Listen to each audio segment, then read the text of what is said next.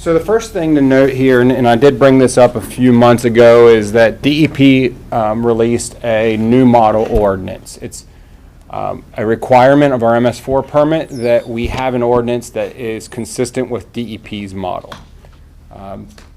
There are things that are inconsistent. The one thing that gets a lot of recognition because it hits home for a lot of people is, like, for instance, they don't allow chlorinated swimming pool water to be discharged into the stormwater system anymore. The critters don't like the chlorine, so it's got to have to be a place where it can infiltrate into a yard, or it's got to go into like a municipal authority as a municipal waste. So like it's things like that, little things like that that they're updating in the new ordinance. So our ordinance is going to have to include some of these things, and a lot of these things that we have to include in our ordinance is either DEP regulations or it's science, it's engineering.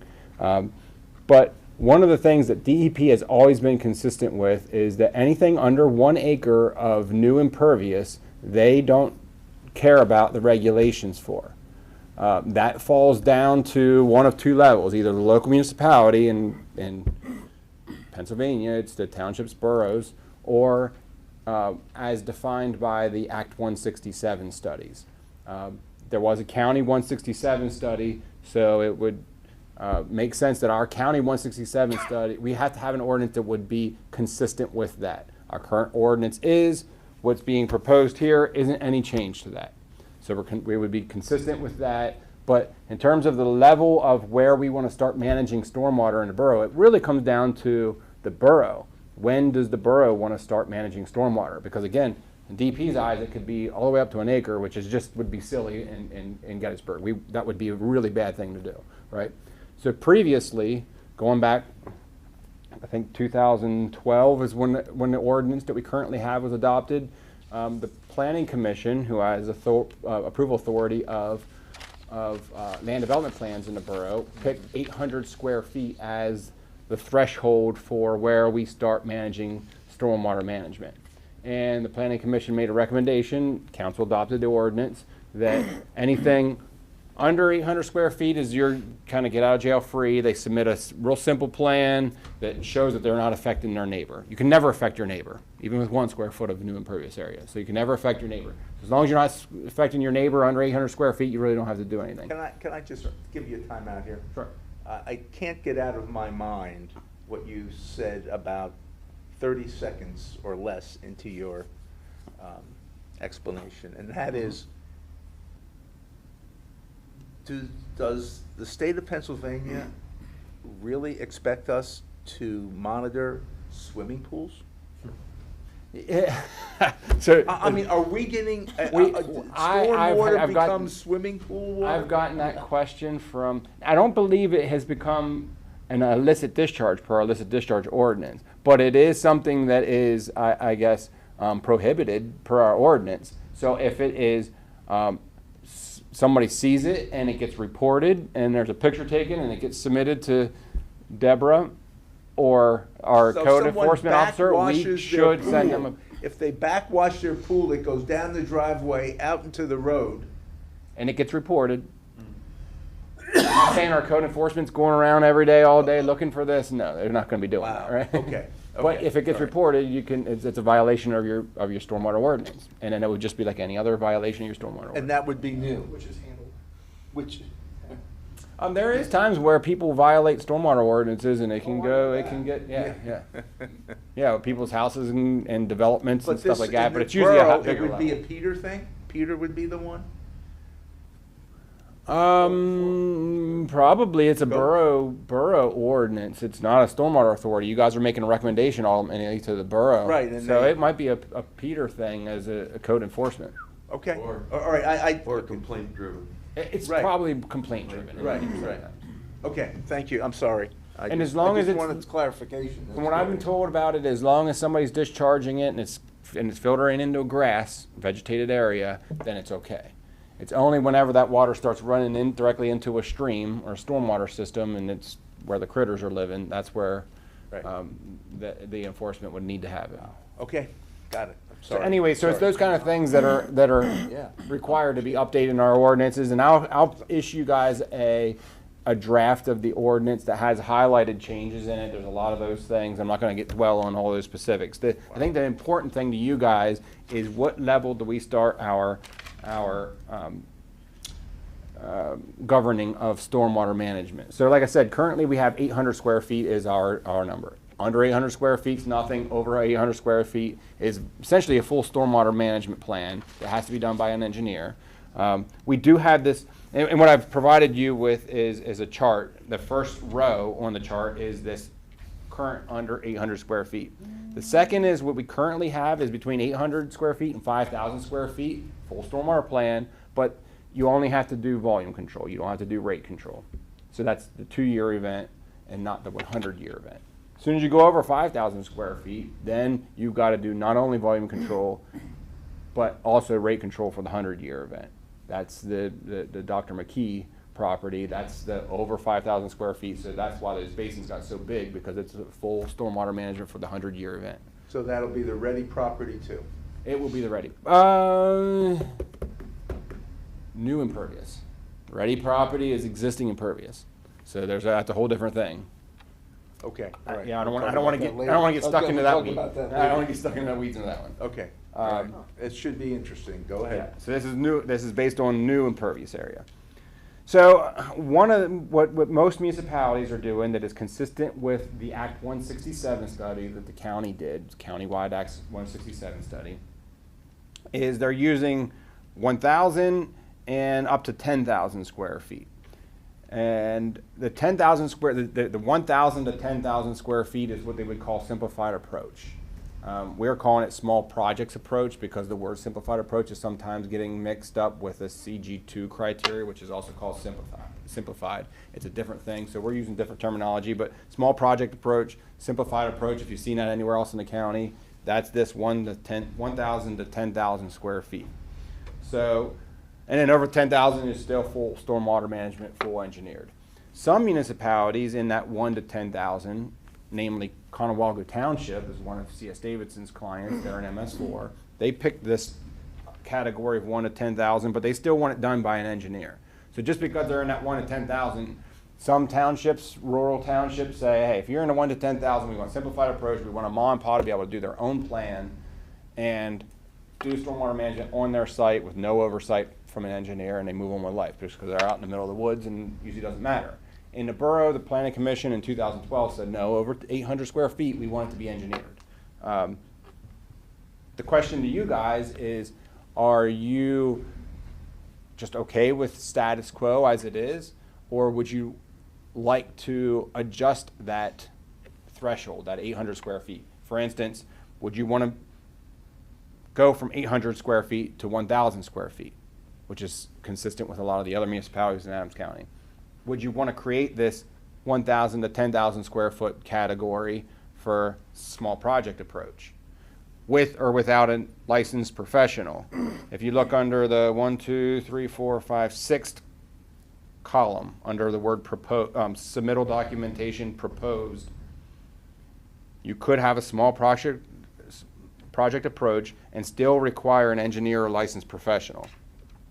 If you wanted to do that, one of the things you do is, it was also submitted in your packets, I didn't print them off today, but it was Conewago Township's small project packet.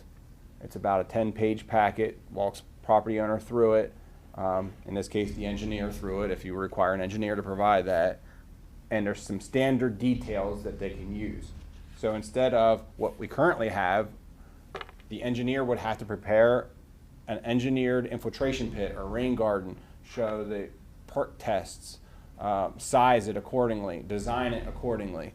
If you wanted to use the small project approach, it would be a cookie cutter, prepackaged facility. There's about 5 options for an infiltration trench, infiltration pit, rain garden, a berm, those kind of things. They pick the pre-sized version that was already been designed, and they have to use one of those options, and then they can go to the simplified approach. They can still hire an engineer and go through the full stormwater management if they wish, and if they think they can get the size of the facility a little bit smaller, they still may do that. But there is this category. Most of them just pick, if they can go small project approach, they pick one of those pre-shelved options and go with it. So but then- let's say they check it off and then it gets reviewed by whom? Yeah, so the way that I had, so that's the very last column, approval process. One of the things that I would like to do with this process, and Deborah would Oh, I like me to see. do, Okay.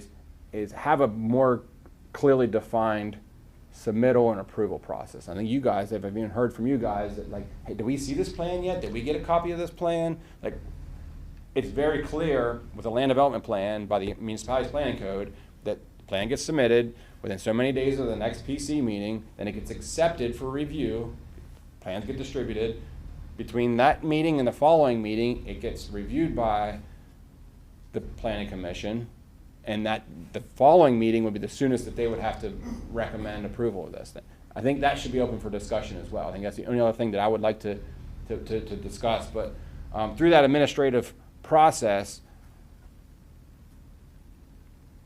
you can decide whether or not you want to have your director of historic and environmental preservation review those plans, or if you want your engineer to review those plans. I've got municipalities that do it both ways. Sometimes I review them for the municipalities.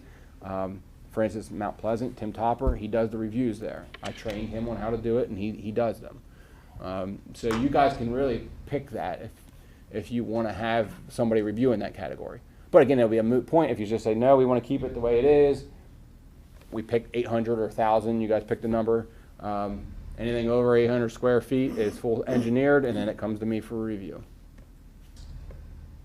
If you went to a small project approach and they're choosing from this menu of facilities, without conducting infiltration testing, how do they size that facility for dewatering? Yes, sir, and it ends up being pretty close to the same size. We know that in Gettysburg, we don't have very good infiltration rates usually.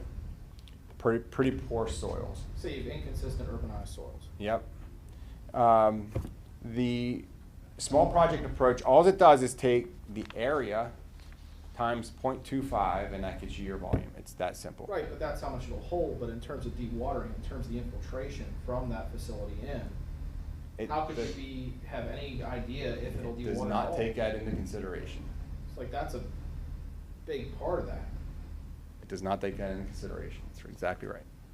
And then whenever you're doing a rain garden, that doesn't matter as much, right? Because those things are built 6 inches deep, and the plants can do the evapotranspiration. When you're doing an infiltration pit, it is a concern across the Well, board. if it never infiltrates, it's going to go into whatever your overflow is. Right. It's going to Just go gonna straight into overflow. the creek anyway. So Straight you through. might as well not have built it. There's a chance that some of them just sit full of water forever, and there's no governing on that. Yeah. We're back to swimming pool. Because like currently, you have to demonstrate that. Yes, currently. That Over it 800 water. square feet, you have to demonstrate. And you can still do that. You could have a simplified approach where you still got to demonstrate that it dewaters within 72 hours is the typical standard. So you could do it like that. Currently, you have to do an infiltration test not only to calculate the volume that you had to infiltrate, but also that it dewaters fast enough. But we could have a simplified approach where we still have a requirement for infiltration testing for dewatering. I am aware that some municipalities do still require that. Go ahead, Pat. Okay, I read through the small project thing, and I am an engineer, and it struck me that the average homeowner might struggle with that. Yeah, It's accurate. So it concerns me that somebody grabs that and says, I don't need an engineer, I'm gonna go out and dig a hole and I'm okay. The other concerns I have is that small project thing had detached properties. Yeah, and it depended on the soil, so this type D soil that you needed to make sure that the water infiltrated in between the two structures. Yeah, I don't see Joe Homeowner doing that, figuring any of that out. So the way that the county had, this came from the county originally, the county's version of the small project approach was 70 some pages. We boiled it down to 10.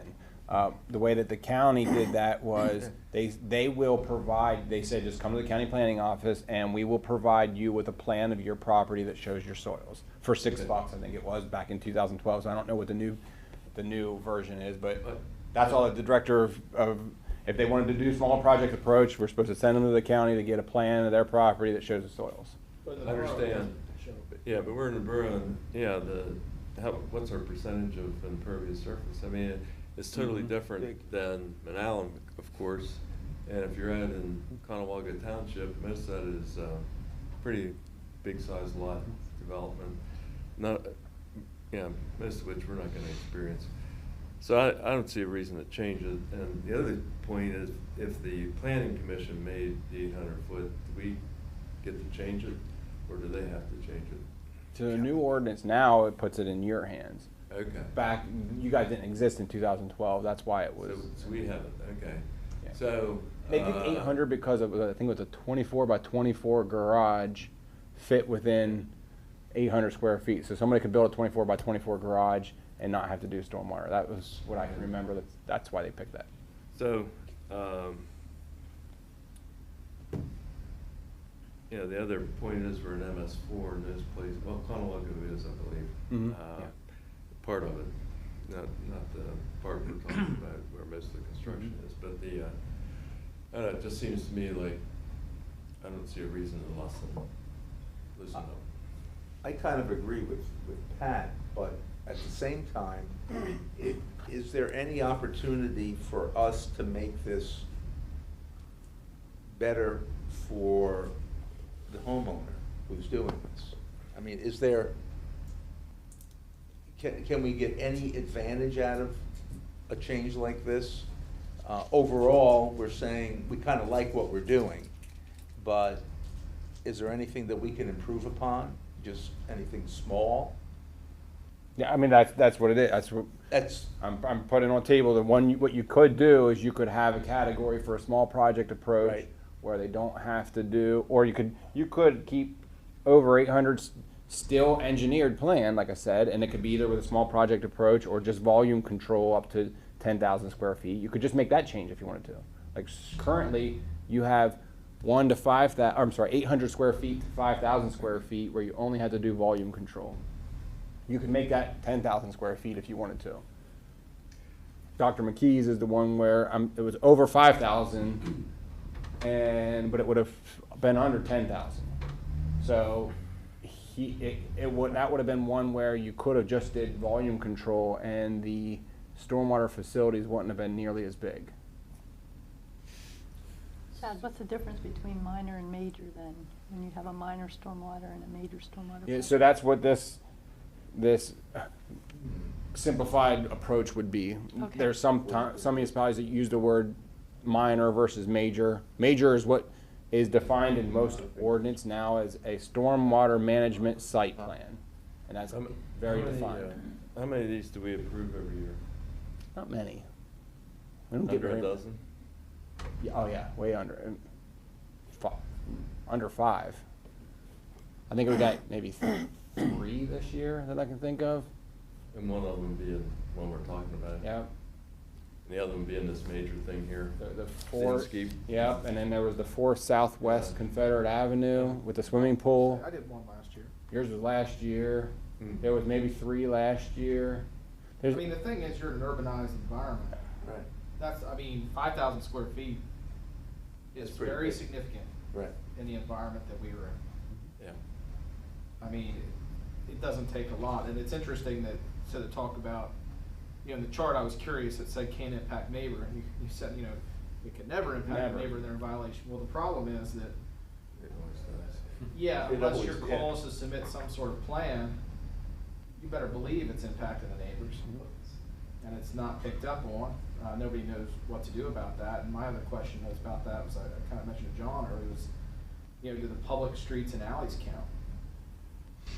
Because what we get is we get a lot of projects that are built, and they may squeeze under that, but sure enough, there's runoff onto the public alley or street or sidewalk, and then that creates an ice condition. It's not just about the runoff volume and rate, it's about the public safety issue. Agreed. On that comment, moving it to only requiring the approval of this board if it's over 10,000 and allowing the administrative approval for under 10, is there a concern that that prevents public from commenting on stormwater for these very, for significant projects? Because the public can come to these meetings and express concern in a way that they can't if it's administrative approval?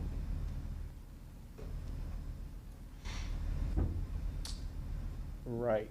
I'm just Right, thinking, yeah, like- yeah, right now the way, yeah, so for a lot of municipalities between 1 and 10,000 square feet, it's administratively approved.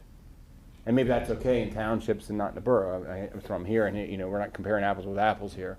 But yeah, that's exactly But at right. the same time, smaller projects, like when someone comes to get their approval, do they bring an engineer with them?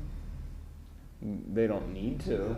There's no How does it requirement. happen? Like- There's no requirement for an engineer to be present. It's in their best interest to have their engineer here, but if they don't want to pay them to be here and they want to try to represent themselves, they may. There's no requirement for that. I mean, I think it comes down to how complex the project is, right? If you're dealing with essentially one BMP, you know, it still requires engineering, but that's relatively simple to explain. If you're dealing with several BMPs and a lot of services, you know, like a literal new build, then I think it's kind of like coming to hard without a contractor. Yeah. You know, if it's simple, that's fine, but if it's not, you'll probably be coming back. I think we got 2 examples this year. One was Dr. McKee's. He had Bob Shera do that. The other one was 4 Southwest Confederate Avenue, the swimming pool. Property owner showed up themselves. You might not That even was a lot of- you might not even realize it, but he sat here in a meeting. You didn't even know he was here with the property owner. Yeah, and they were replacing a lot of service that already existed. The existing impervious area, It was exactly. Tear down an relatively simple some old stuff. stuff, build some, it was super simple. So I don't know if that answered your Well, I'm question or just not. thinking that it seems to me that's a big change, but maybe it's not administrative versus public meeting. I think it is. I think it is too. Feels like it. I think so. We had people here about Dr. McKee's property. Right. Who were Next very to it. concerned, and rightfully so, with the amount of water that was running and how it was going, and still hot runs today. But, so I think that is a significant change. It also causes those plans to be projected in front of the public. I can tell you that certain elements that I didn't realize are exempt to right to know requests. All UCC applications are exempt.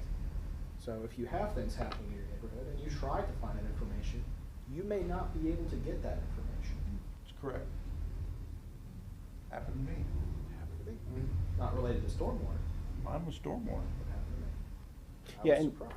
And just so you know, that I was too. whenever I maybe I misused the word proposed in these columns, it's not, these are the potential options. I'm just throwing out any options to see if you guys want to change it or leave it the way it is. It's not necessarily, like, I didn't write those things into the ordinance yet.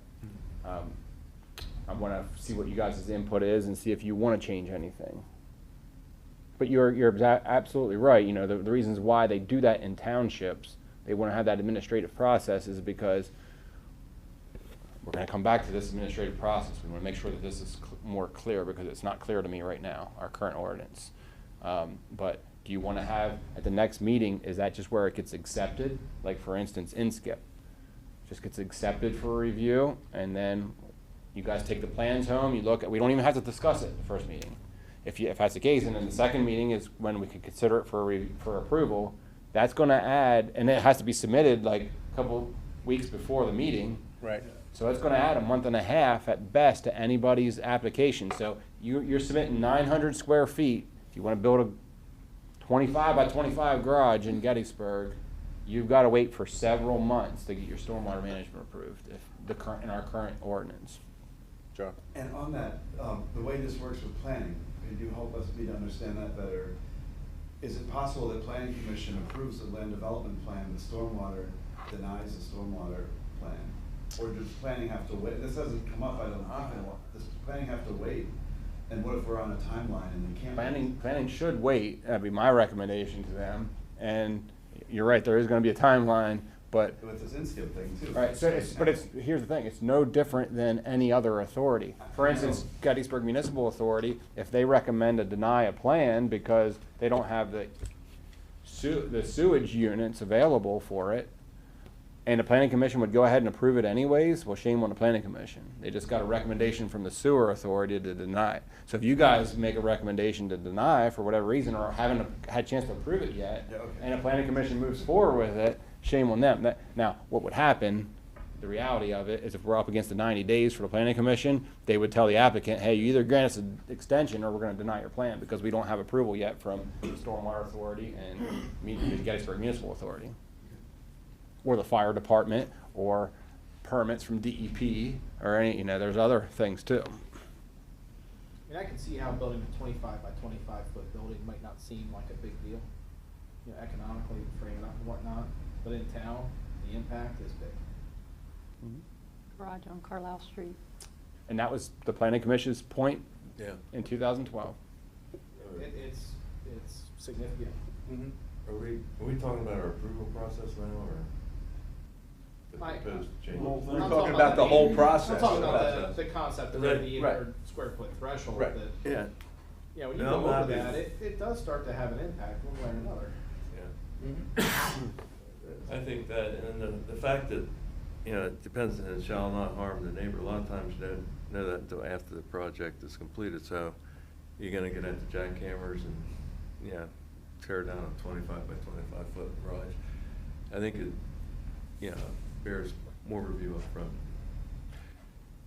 Me personally, like this Inscape thing, not to jump off, that's so big, but it's a green field, and if you looked at it and approved it, to me, the big doesn't necessarily mean complicated.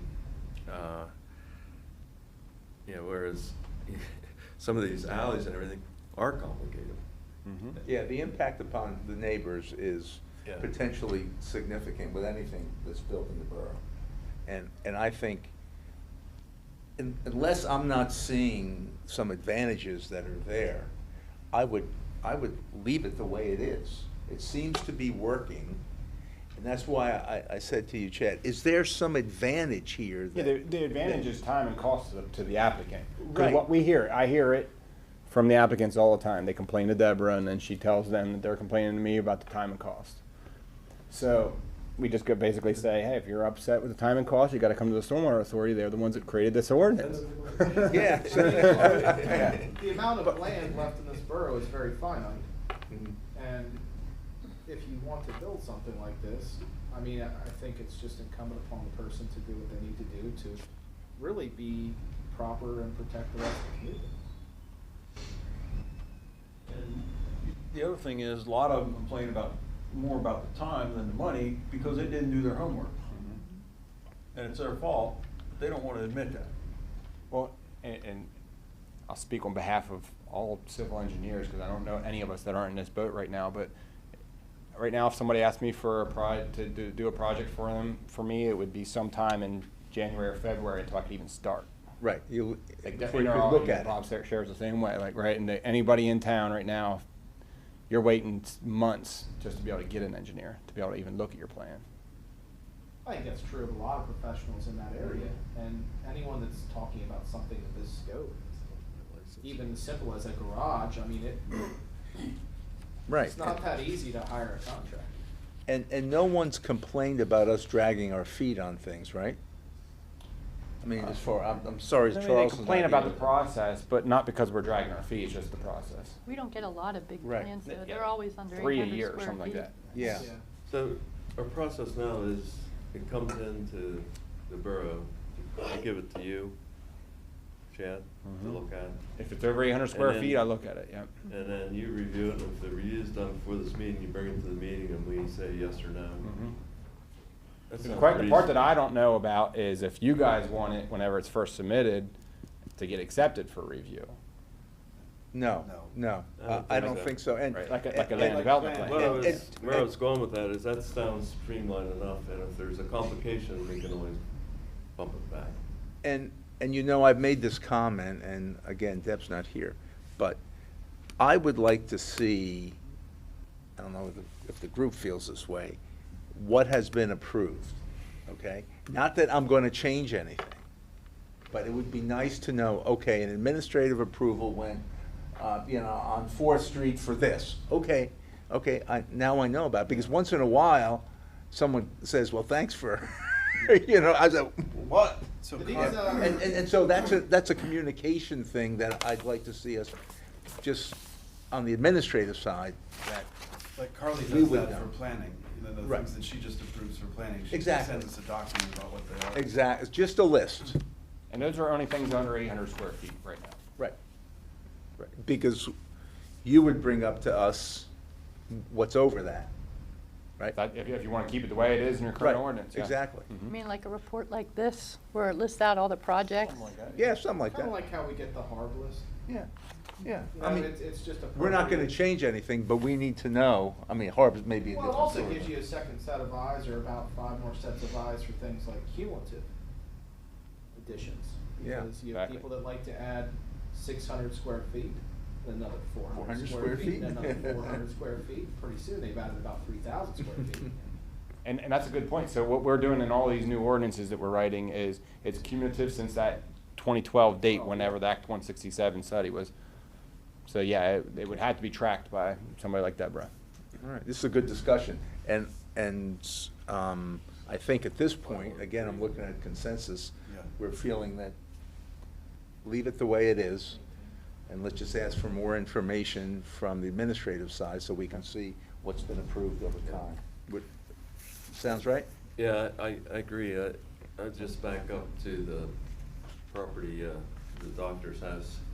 To me, that was complicated with, and it was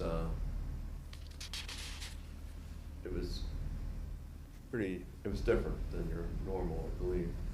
So the fact that that got bounced around a little bit, I think that's probably to be expected. Not too many vacant lots in Right. Borough. Yeah. That's why That's it's the point. That's the thing, you know, not gonna be the norm. Yep. building Yep. on already saturated. Okay, good, thank you, that was a good discussion. I got my marching orders. I'll go Yep. ahead and clean up the ordinance and distribute for next month a version that has highlight throughout the whole thing of some of the changes. You guys can take a look at it. Not a whole lot of discussion that we can have a lot of that stuff. Like I said, it's going to be regulatory. Right. After you guys are happy with it, we'll make a recommendation to the council. Maybe by the end of the year, we can have an ordinance. Hopefully. Ultimately, it's still the council's ordinance. Updated, right, updated ordinance, okay. Now, is that consensus something you needed to vote on, or is that just a statement? I don't. You're not taking any action. We're not taking any action, Okay. we're just giving an opinion and we're telling I our think it's clear engineer to to me, yeah. proceed the way things are. Okay. One Yep. thing before we move on. Sure. That we didn't touch on relative to the rates, rules, and regs amendment. There was a possibility, I'm just putting this out there for future discussion, about revamping somewhat the appeals process in terms of calculations and whatnot for impervious. I don't know if we need to talk about that. I'm not sure there's much to say without Deborah being here, but I just wanted to put that out there as another thing that we had batted around Right. over the last 10 months or whatever. Currently, they apply for appeal in writing, correct? They draw and demonstrate Yeah, show your map, correct, Chad, what they've done. for an appeal? Show your math. I've For seen at least one of those, impervious right? Where They calculation. draw their property and they demonstrate where everything is, and then Yeah. you check it. We cleaned that up the last version of the rates, rules, and regulations. She had mentioned about doing something further, but she didn't Okay. tell me specifically I'll what have that to was. talk to her. Right. But I think we have a pretty cleaned up version at this point. I haven't heard of anything new since, because the original version needed some tweaking It did, yeah, 4 years ago, but there's a newer one since Right. then, okay. 2 years ago. Yeah, and Maybe- it's maybe all touch about, base. it's Yeah. all about the calculation and how that's interpreted. Yes. If they want Really to, about the interpretation. the original calculation was GIS based. If they want to challenge it, then they have to calculate Actually measure it. and provide a map with measurements and dimensions. And then that's field inspection. And then it gets field inspected. Who does that field inspection? It can be Deborah. C.S. Davidson did it originally because Deborah didn't exist yet, but it could be her for the most part. She existed, Wasn't just born. not. Okay, all right. Existing. Chad? She existed, just Your not updates. as an employee for the Yeah, store. yeah, right. Your updates, you're on. First one is the Inskip property. We just got that stormwater plan. I've reviewed it. The big ticket item there, I think Pat did make a good point that, so are we familiar with the parcel that we're talking about off of 6th Street? It was a fill site. Right. It was the old middle school before they built the new middle school. There's block, brick, old asphalt pavement, a lot of stuff in there. So I'm a little bit concerned about the fact that it's a fill site and they're putting underground stormwater management facilities. So that's one of my big concerns. The other is there's a new thing that DEP is allowing now. Did get confirmation just last week with DEP. I was on the phone with at least 3 different folks from DEP that if you have a buffer, you can assume volume control with your buffer. So I'm not sure exactly how that's going to affect our stormwater ordinance, but it may. CS Davidson's trying to get our arms around this. This is a new thing. We've never had this to deal with in the 20 years I've been doing engineering. They are proposing that existing buffer down there for their volume control. So DEP's allowed it on other projects. There's a precedent set here. As long as DEP's okay for it. I mean, we promote the use of buffers. We like them. There's a lot of good reasons for it, but just we've never heard of it as a volume control measure. So you basically don't have to do any infiltration, is the bottom line. So when you say buffer, is that the buffer between the slope and Rock Creek? So Rock Creek is here.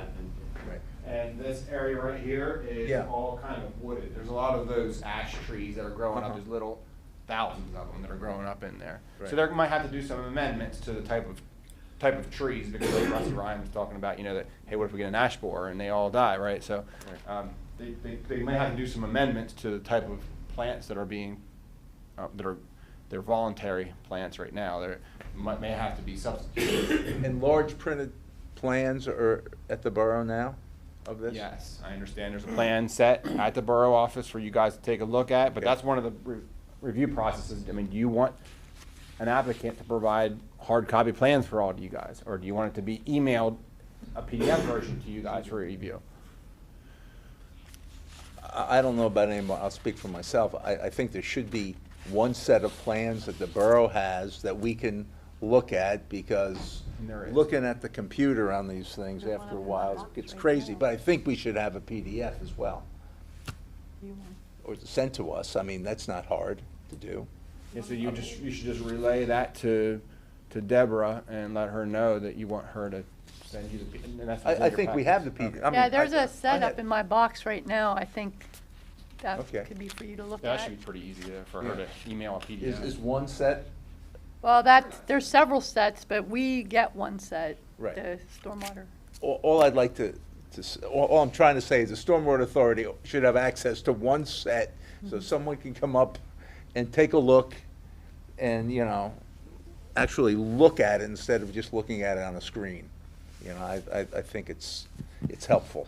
I don't mind a screen, but after a while, it's crazy with the eyes. But that's really the skinny of this project. I mean, to Pat's point he made earlier, is this is a way bigger project, but kind of less complicated sometimes than an in-town project, because all of the water is going to Rock Creek. Right. No chance of it affecting any neighbors. This review is really more about protecting Rock Creek and the Chesapeake Bay than it is about the residents of And that's Gettysburg part of Borough. our job, Yeah. so. Sure.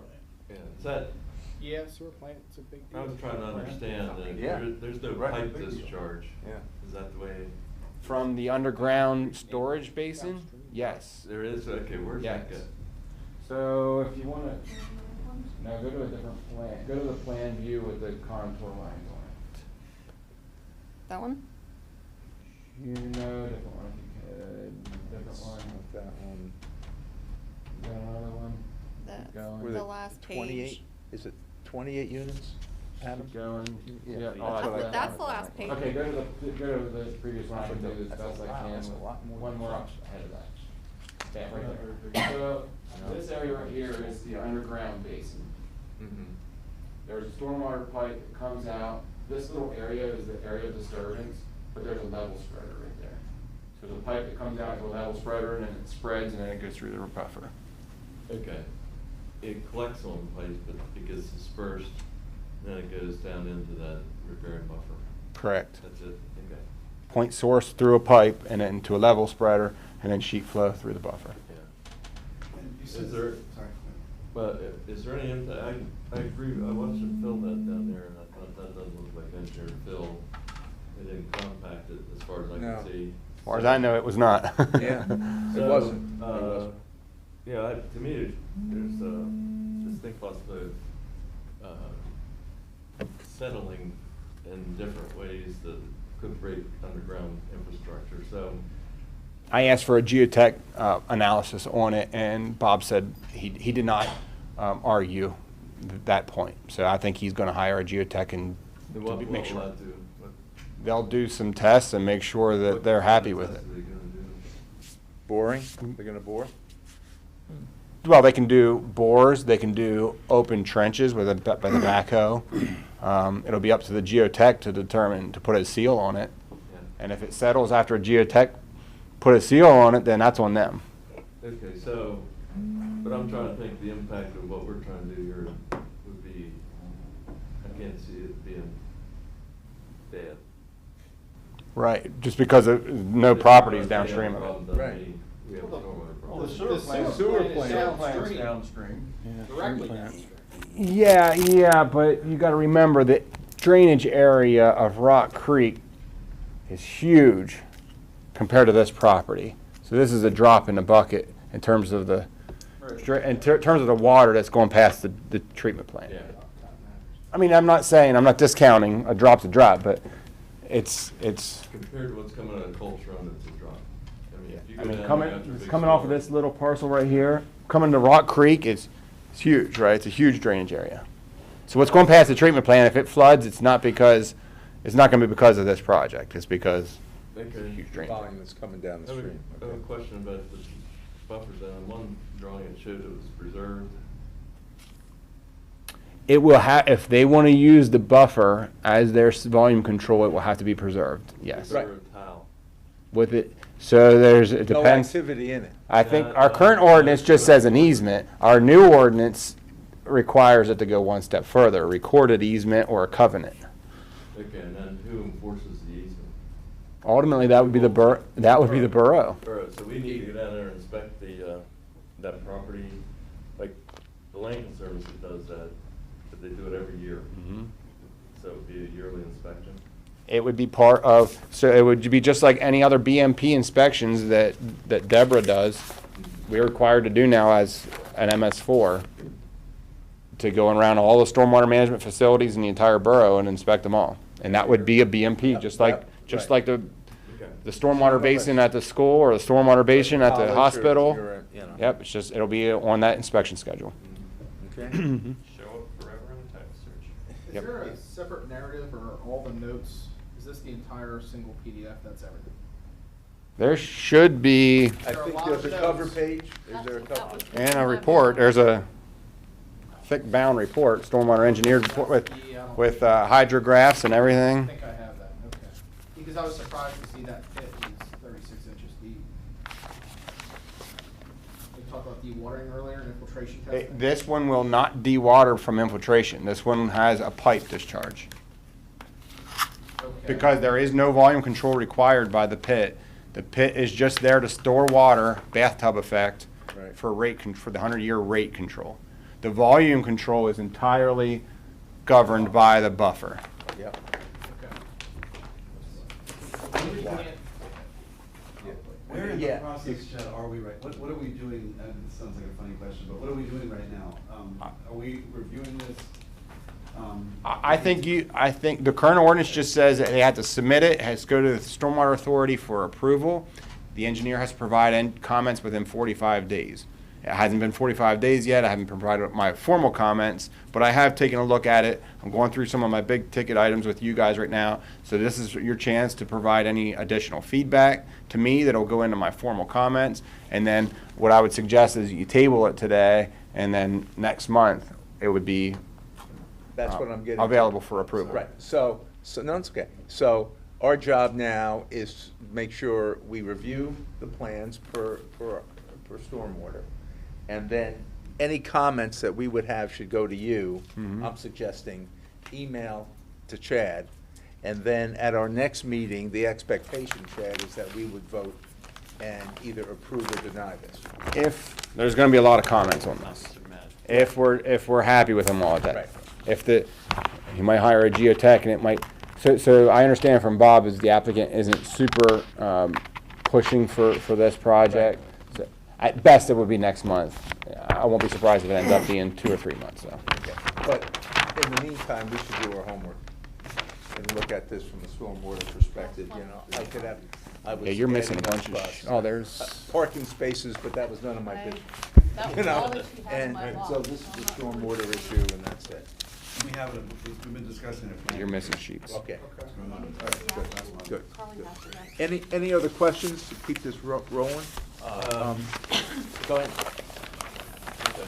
Well, it has, going back to the preserve part, you know, with the land conservancy they preserve, the person that preserves it, provides funding for the I don't think our BMP, this is a BMP, Chad? This is a this preserved thing is a BMP? Two BMPs, yeah, the underground storage basin is a BMP for the rate control, and then the buffer is the BMP for the volume control. As far as I know, we don't have that. We just send Deborah out and check and see if everything's in order. So does the land conservancy just send somebody out, but we pay them to do it. Yeah, well, we pay Deborah, it's through the fees theoretically. Yeah, Deborah usually does it, and I only get involved if she sees like some issues. Like when the hospital, when she looked at the hospital and she saw like the pipes were failing and stuff, she's like, Chad, I need you to come out here and look at this. So then I got involved. We got to get C. Williams and do construction. So that was a different level. But mostly she just goes around and she has an inspection. I helped her put together a little inspection list, but she would do most of these inspections. Okay. Yep. And according to our MS4 permit, we only have to do it and report on it at least once every 5 years. But the rule of thumb and what most municipalities do is every other year. 1 year is outfalls, the other year is BMPs or something like that. It's they try to do it like a 50-50, and every other year they get inspected. Okay. Adam, you had a question? I was just gonna say, so your action that you're taking is you're acknowledging that the plan was received, and then you're gonna make a motion to table it Oh, okay. pending receipt of Sure. engineer comments. Mhm. Is what your motion should be. Can I repeat that? Go ahead. You're acknowledging the receipt of the plan, and then the motion is to table action on the plan pending receipt of engineer comments.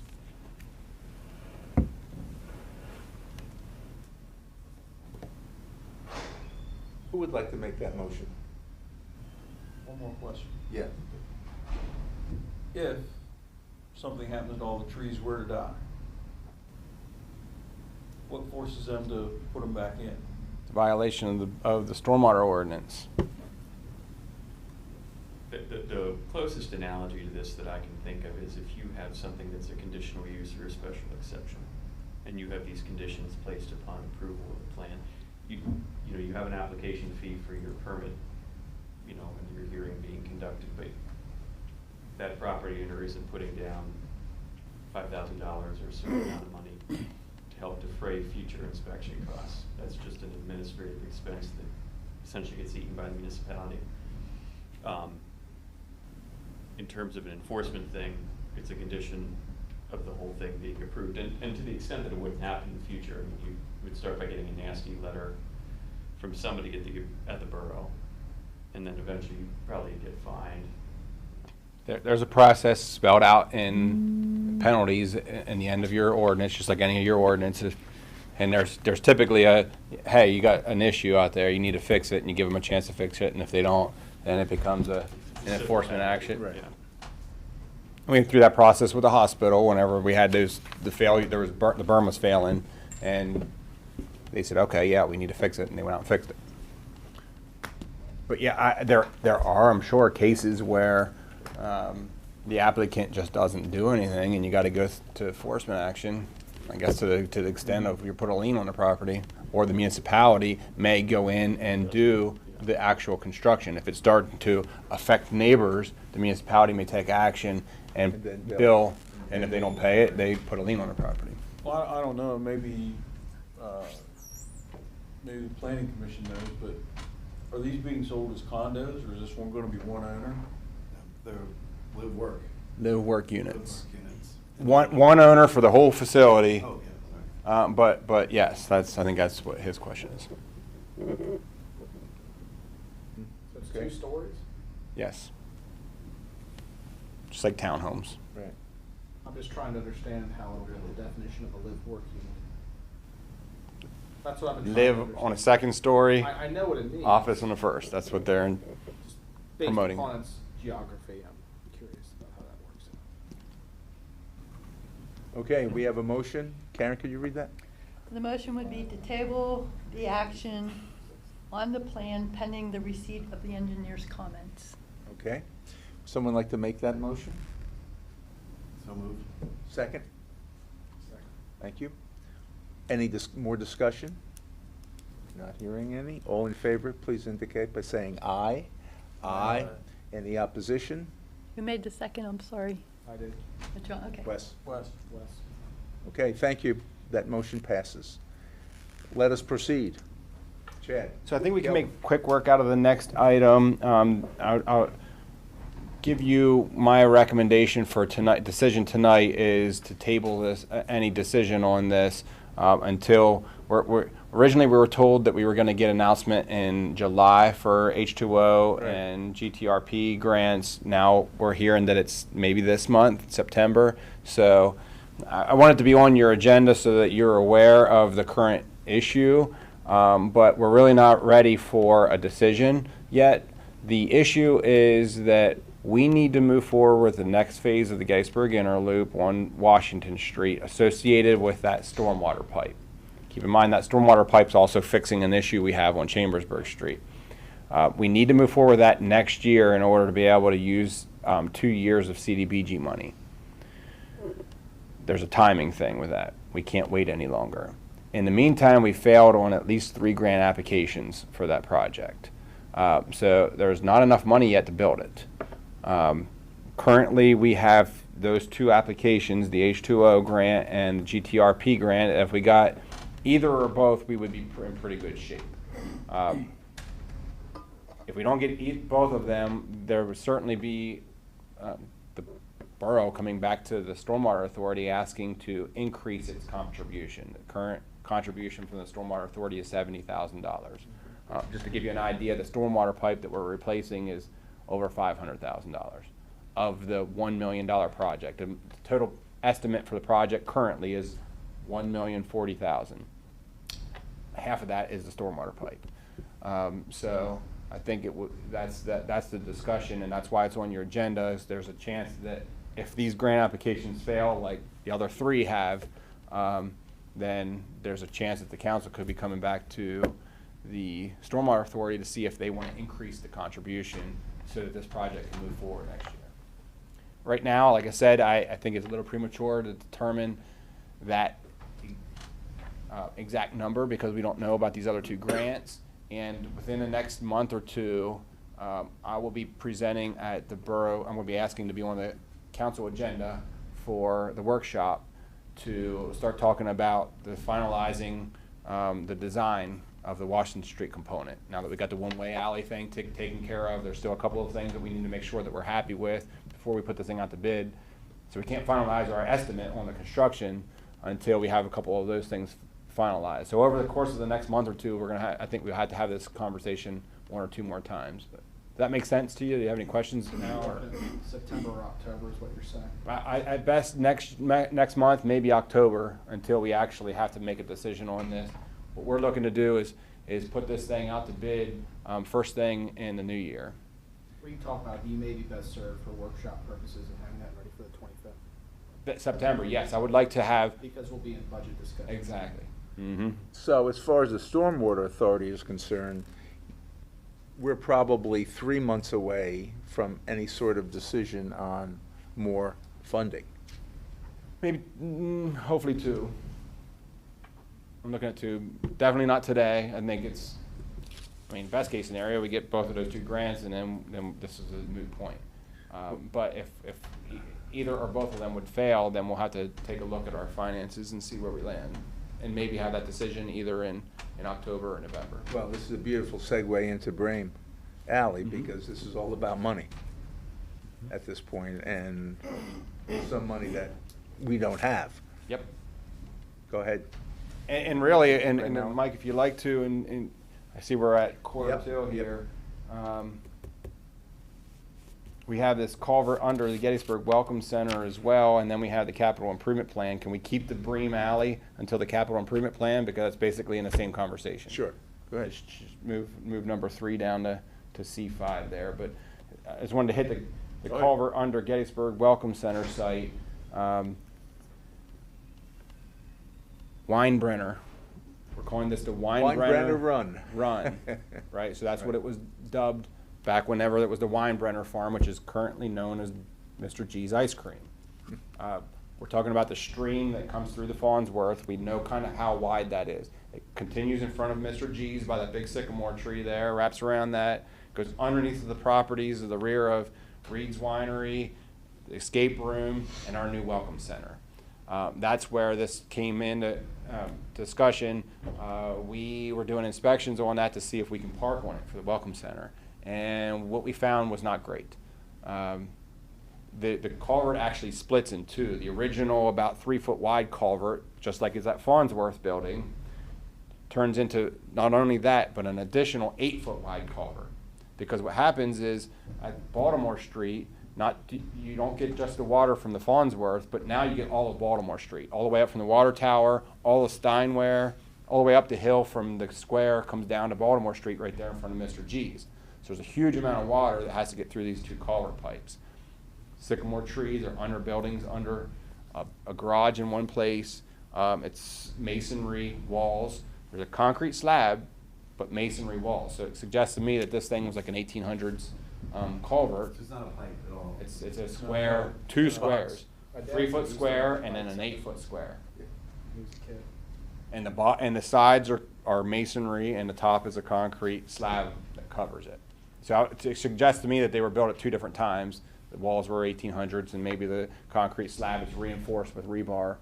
So that might have been 1950s, something like that. It's hard to say.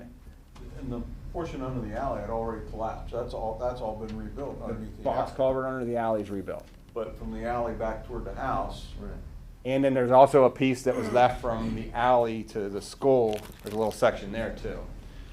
I have a suggestion for a better solution to this whenever we do the Gateway Connectivity Project, which we're hoping to get started on soon, of a way to reroute some of that water down Schoolhouse Alley over to Lefevre Street and up. That'll take a huge amount of water off of the pressure off of this pipe, into where we could potentially put 2 3-foot diameter pipes in the 8-foot box. This is all a little premature for that discussion at this point, but what I wanted to let you know is that's yet another one that we're going to have on our to-do list. Yeah. It's not going to be a cheap project, and it's not going to be an easy thing. So I don't want to belabor the point. You will keep us informed as you investigate. That's right. Yeah.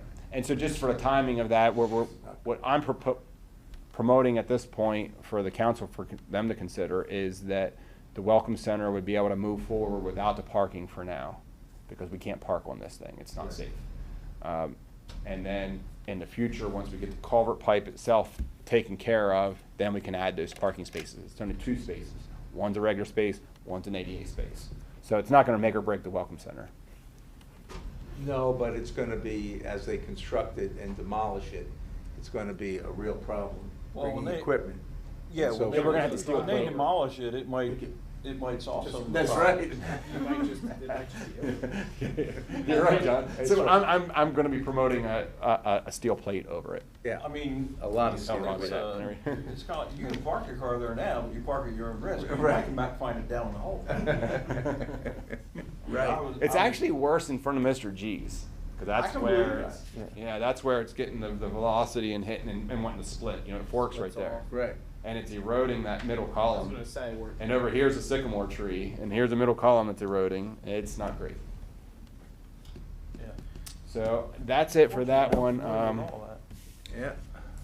I don't Okay, think we need and- any action on that for now. Just No, wanted to bring that to your you're attention. just reporting it, I understand that. And I think if you're okay, I'll just go right into the capital improvement Please. plan. Did you guys see a document like this in your packets? Yeah. No, I can pass out one of these. Let me have a copy of it, yeah. Yeah, if you don't have a colored version, it helps because there is a, I'll first give you the disclaimer, I'm colorblind, but you Thank guys you. can help me through. There is color codings of this They told you. thing. It's all red. Chad, is it possible to make these documents available like to Charles and Deborah? Yes, Charles and Deborah have them, Okay. have this. Yep. Okay, you got 10 minutes. Yep, you got it. So this is the first shot at putting together a capital improvement plan. You can see it goes out to all the way to the year 2030 that we have projects. So that answers your question earlier, Pat, that there's a lot of things that we still need to do.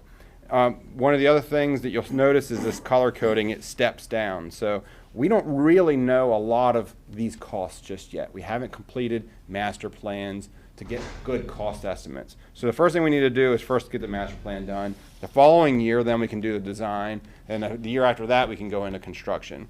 These things are planned the way that I have them here with other utility work, namely Columbia Gas. So I wanted to make that's the biggest point out of this. Columbia Gas would like to replace all of the gas lines in Colt Park.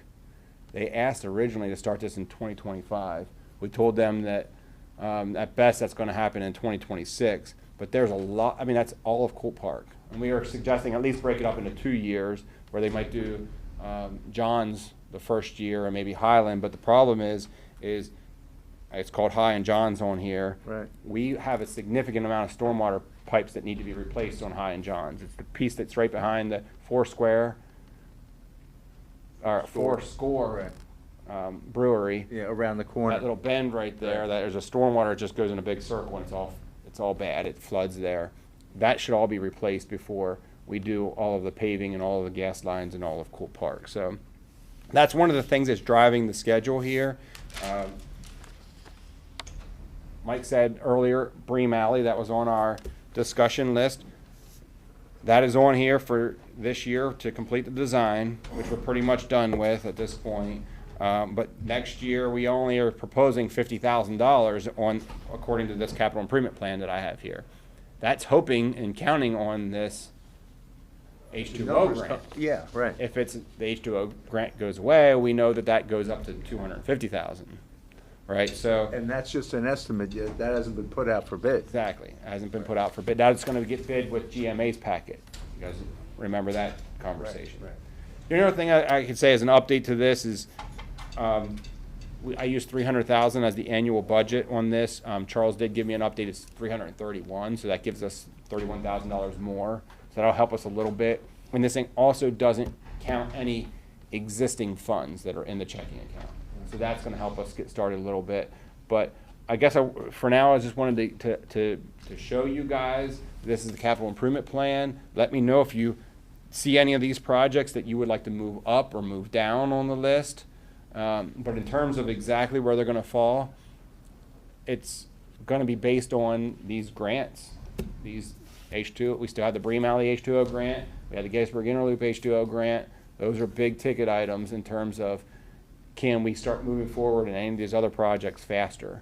And I'd hate to get premature with suggesting that we can move up other projects until we know about those grants. Right, and those grants, we really won't know until hopefully the next meeting. but- Hopefully soon. Yeah. Yep, we're hoping soon. Right.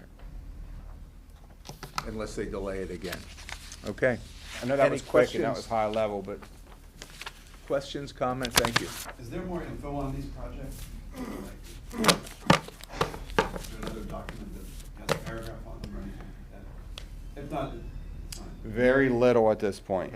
And the reason why is because of that column that says master plan. We really need to try to do a little bit of a master plan.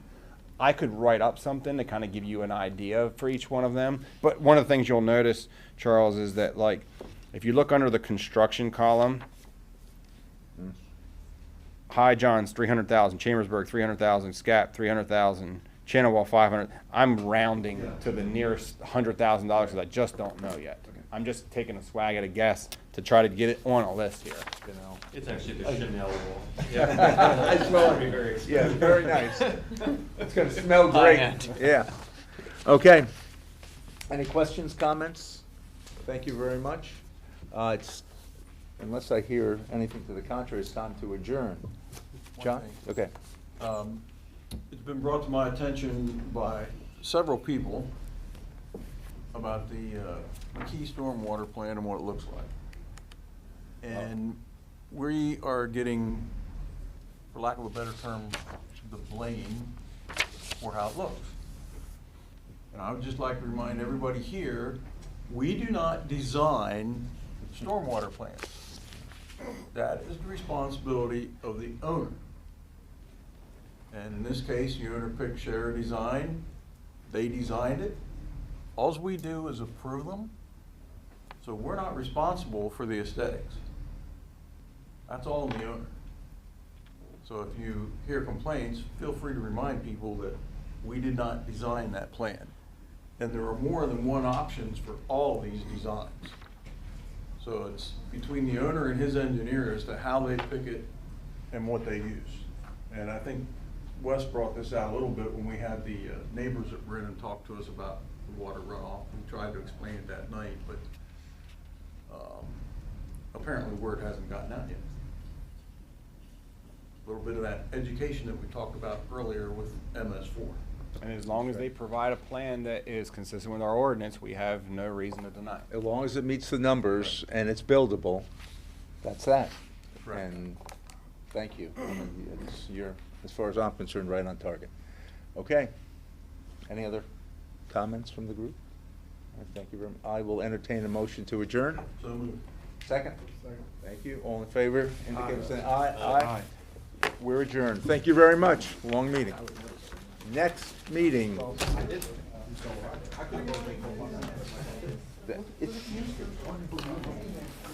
That's your stormwater. Riveting stuff.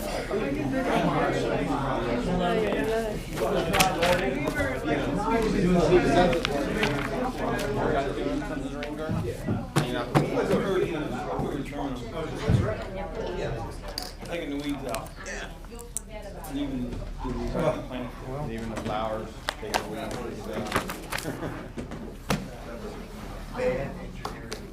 Chad, what do you want me to do with that?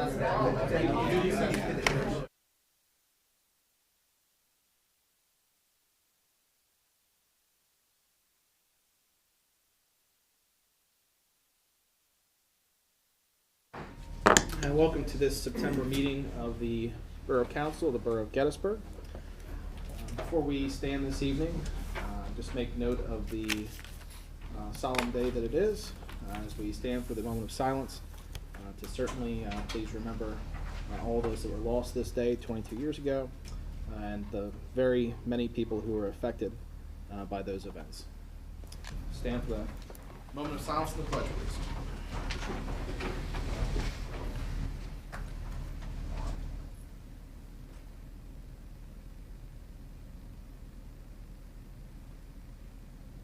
Pledge. Pledge allegiance to the flag of the United States of America and to the republic for which it stands, one nation, under God, indivisible, with liberty and justice for all.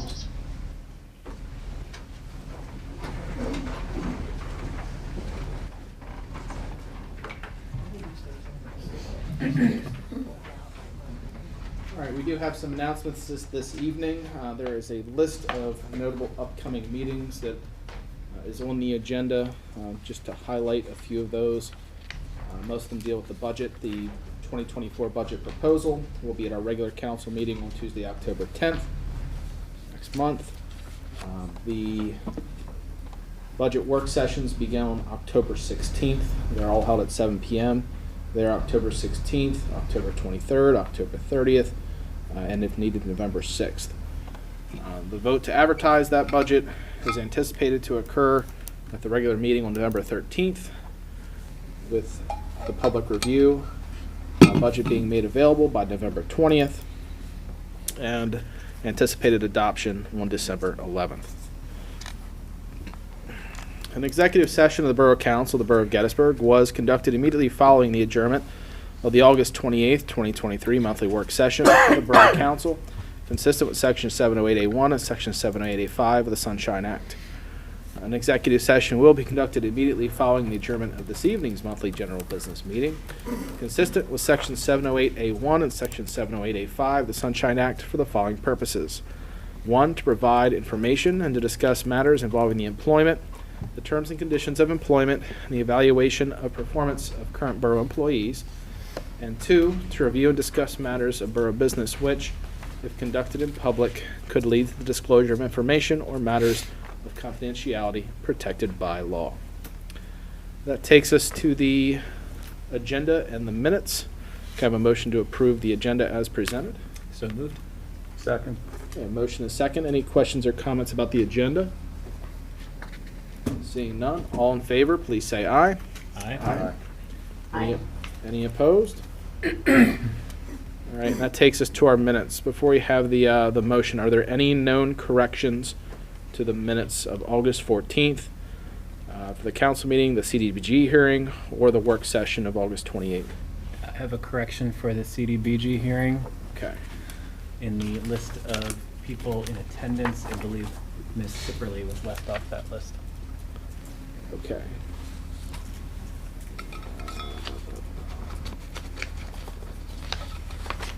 All right, Ms. Stahl, are you good with where we're at there? Yes. Okay. All right. Any other known corrections? Okay, so if someone please make that motion, make the motion to be as amended or as corrected. I'll make a motion to approve the minutes of the council meeting of August 14th, 2023, the CDBG public hearing as amended, and the council work session of August 28th, 2023 as presented. Second. Okay, we have a motion and a second. Any questions or comments about the minutes? Seeing none, all in favor, please say aye.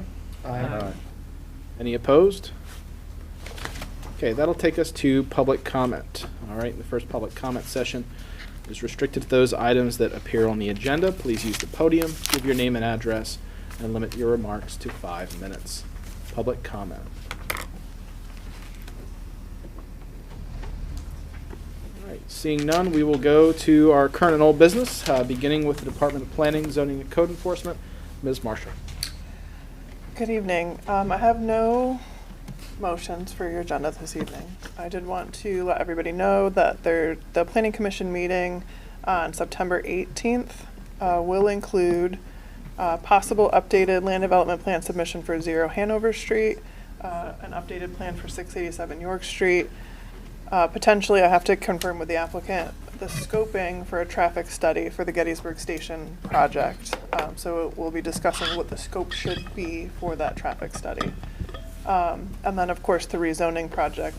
On the note of the rezoning project, the current, most recent version of the draft map will be attached to the agenda so that everybody has an opportunity to view it in advance. I just want to note that one of the primary points of discussion that we're coming up against is if, how, and where to include the standards from the current streetscape overlay district into the underlying districts. It is the intention to eliminate that overlay district, but it is shown on the draft map now for those discussion purposes so everybody can understand where that's currently located.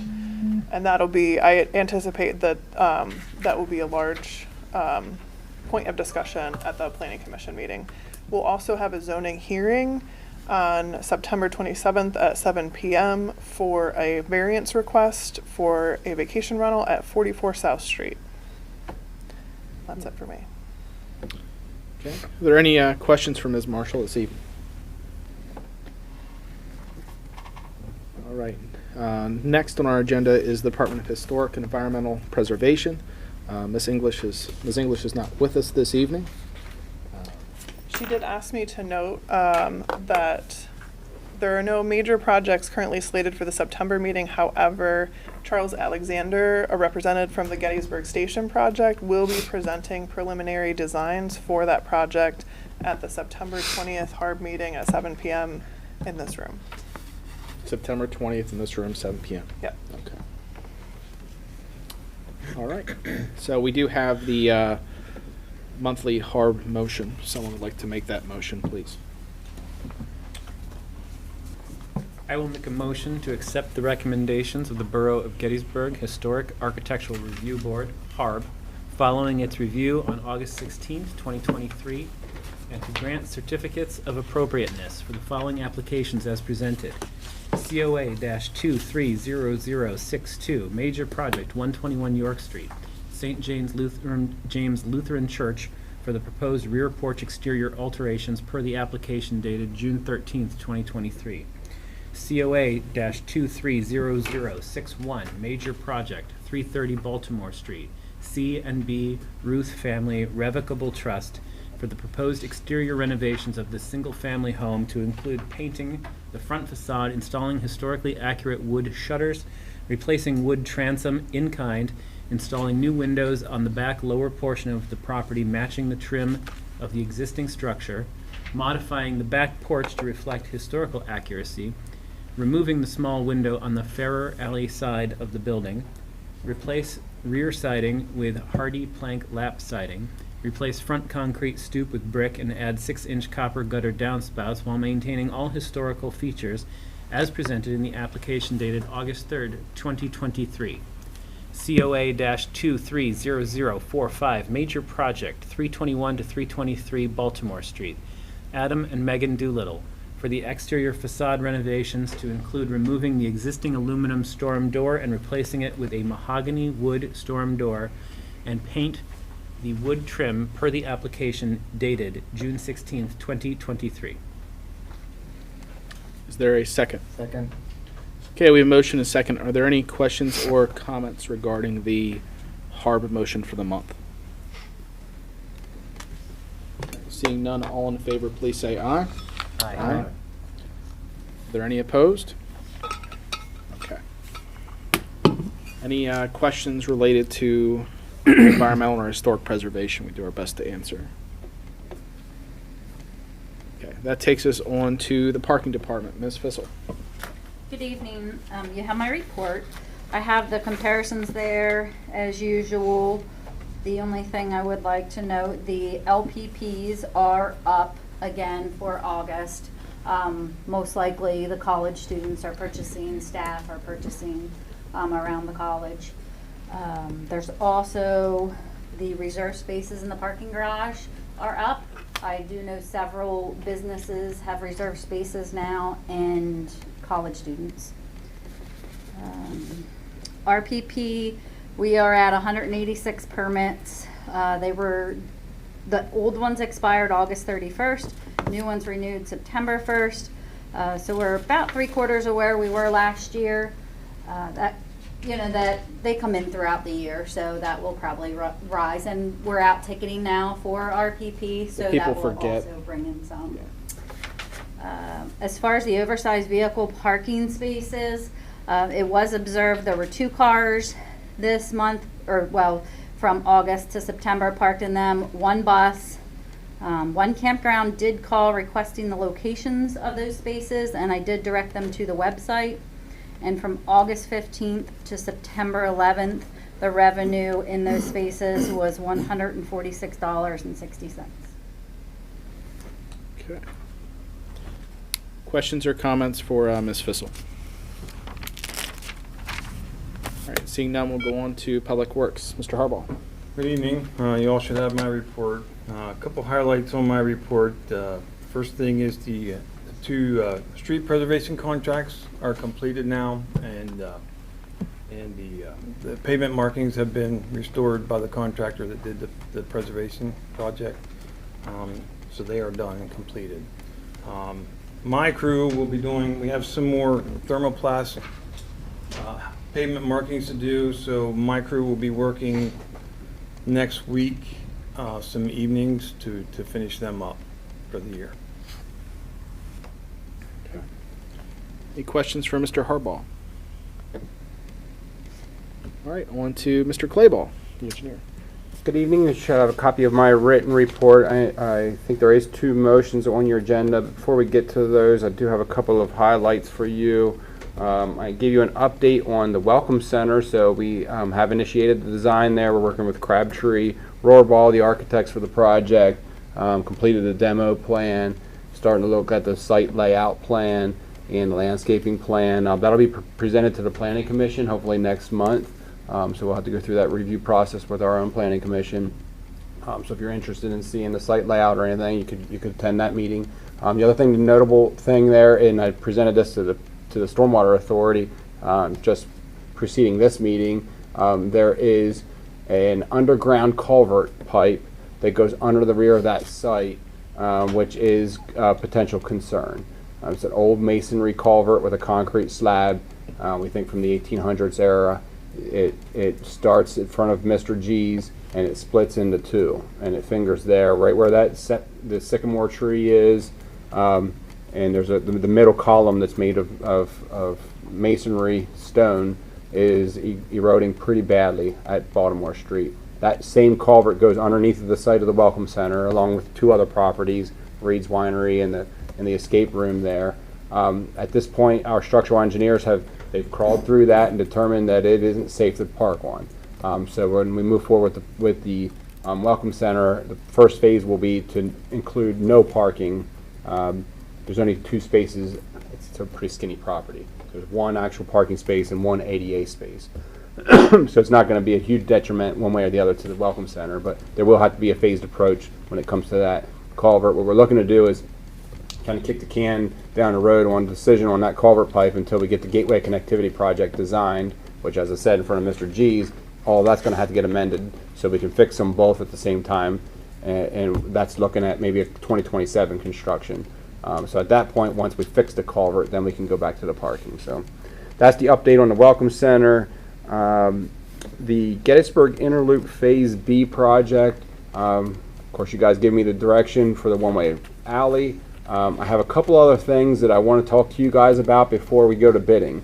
So I'm going to be asking, I did talk to President Heiser at the Stormwater Authority meeting prior to this about potentially getting that item on your workshop agenda for this month in 2 weeks from today. That way we can beat the push for the fall budgeting season at your workshops.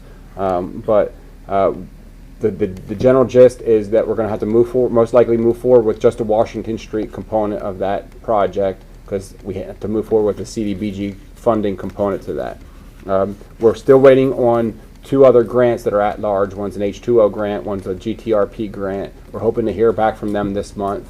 We were supposed to originally hear it in July, but then they didn't pass the budget, so now we're hoping maybe this month. So as soon as we hear from that, then we can kind of zoom in and define the scope of the project. But like I said, I do have some other components that I want to talk to you guys, so I'll talk to you more about that at your workshop in two weeks from now. Robbie gave you an update on the street maintenance. That's basically done. That's the 2 motions on your agenda. I'll come back to that here in a second. I gave you an update on 2 subdivision land development applications that were submitted to the Planning Commission. One was the Inskip Townhome Development on 6th Street. That is under review. And the other one is the Schmucks Lumber and K&W Tire subdivisions, minor subdivision lot line adjustment. So those are both on the Planning Commission, and we're providing reviews accordingly. So back to the street work, like Robbie said, everything's done. We were pretty happy with the final product. You have 2 motions on your agenda for the payments. There was 2 different contracts for this. The first one's to JVI Group. We paid them most of their contract already. We were holding this $3,200 for finish grading and seeding, essentially. So that would close out their contract. The other motion is for Martin. They're the ones that did the chip sealing. They only have 1 app. They come in and do everything pretty quickly. So it's just 1 application for payment. This will be the payment number 1 and only for them. And in the back of my engineer's report, I kind of gave you a budget breakdown. There was a spreadsheet that looked like this. The good news is the overall budget, we're going to end up around $11,000 below budget on this. I remind you of one of the big ticket items a few months ago whenever we awarded this project. The bids came in way over budget, and one of the things that we didn't do was the Steinway crosswalks. We immediately removed that from the scope of work. It was the financially responsible thing to do to try to get this within the budget. That got us real close to budget. There was a couple other things we cut out during construction. I was working with Robbie on to watch our budget pretty well, and at this point I'm happy to say that I think we're going to end up around $11,000 below the budget. So that spreadsheet that's in the back of my engineer's report kind of breaks all of that down, but it's good news, and you have my recommendation for approval of the 2 motions. Are there any questions for Mr. Clayball not related to the motions? All right, can we have someone make the JVI motion, please? I'll make a motion to approve application for payment number 2, final to JVI Group, Inc., in the amount of $3,290 for the remaining items completed to date associated with contract number 2 of the 2023 Street Improvements Project as reviewed and recommended by the Borough Engineer. Second. Okay, a motion and second. Are there any questions or comments about the JVI payment? Like Mr. Clayball covered it, but any questions? All right, if not, all in favor, please say aye. Aye. Any opposed? Okay, and the motion for the Martin Paving Incorporated payment. I'll make a motion to authorize the issuance of letters of support to Adams County members of the Pennsylvania State House of Representatives. Ms. in Lawson, connection with the- we're No, that's the wrong one. yeah, we're still on Sorry. Martin Paving under the engineer. That's what happens when you're remote. Sorry about that. That's okay. You know. This is Martin Paving, right? Yes. Okay, I'll make a motion to approve the application for payment number 1 final to Martin Paving, Inc., in the amount of $124,031 for items completed to date associated with contract number 1 of the 2023 Street Improvement Project as reviewed and recommended by the Borough Engineer. Is there a second? Second. Okay, we have a motion and second. Are there questions or comments about the payment to Martin Paving Incorporated? Okay, hearing none, all in favor, please say aye. Any opposed? Okay, anything else for Mr. Clayball? All right, that takes us on to the police department. Chief Glenny is at a conference currently, but you have his report. I would note in his report that the cadets that are in the academy are doing well. But if there are any questions, Mayor Freeling noted that she'll be happy to pass them along to the chief. Also in the report, Yeah. National Night Out was a big success. Yes, it was. It was well attended. It was a great community event. Officer Eric Wenrick did a great job coordinating. Also want to say thank you to Miss Linda Tia for your generous donation covering the personnel that night. Thank you. Pleasure, thank you. Any questions or other comments related to the police department? Okay, if not, we go to the office of the manager and treasurer. Okay, Manager Gable is on vacation this week. We do have a few motions on the agenda tonight. The first one is the normal bills and payrolls for the month. And then the minimum municipal obligation, the MMO, for the police and non-uniform pension. The actuarials review that and submit their findings to us to put those funds towards the pensions. The next one is for Judy Butterfield. She will be the representative for the Gettysburg Borough at the PSAB Fall Leadership Conference in October. And then we have the Grant Leaf Vac.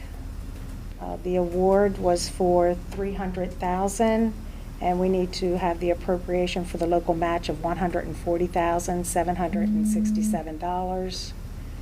And the last motion is for letters of support to the Adams County members of the Pennsylvania State House of Representatives for House Bill number 1619, which is in regards to the double utility poles for the old ones that need removed.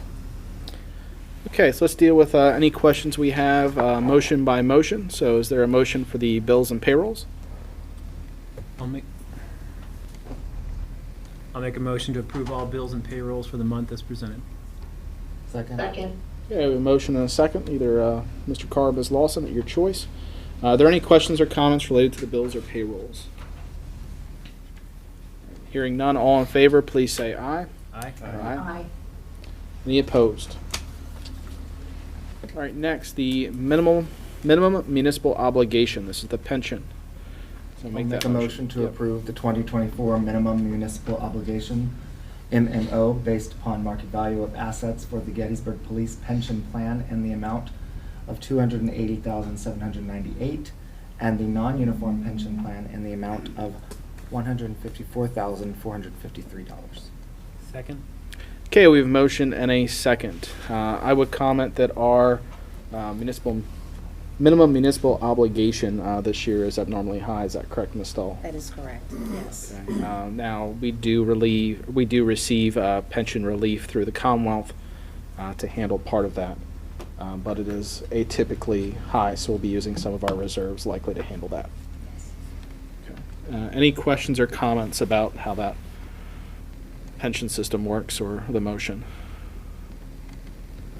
And I missed, we have a cost of living increase for a retired police officer, Kevin Wilson. Yep. Yeah, we'll get here to. So, if there are no questions about the pension plan, all in favor, please say aye. Aye. Aye. Aye. Any opposed? Okay, next the motion for Sergeant Wilson. I'll make a motion to authorize a COLA increase for retired police pensioner Kevin Wilson to be paid from the police pension plan effective August 1st, 2023. Second. Okay, we have a motion and a second, either Mr. Lawver or Mr. Berger.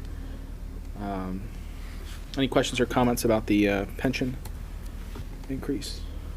All right, all in favor, please say aye. Aye. Aye. Any opposed? All right, next, the PSAB delegate.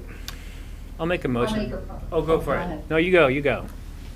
I'll make a motion to appoint Judith Butterfield as the voting delegate at the Pennsylvania State Association of Boroughs, PSAB, Fall Leadership Conference to be held on October 13th to 15th, 2023. Second.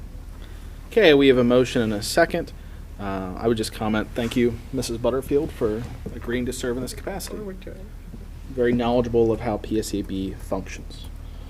Any other questions or comments?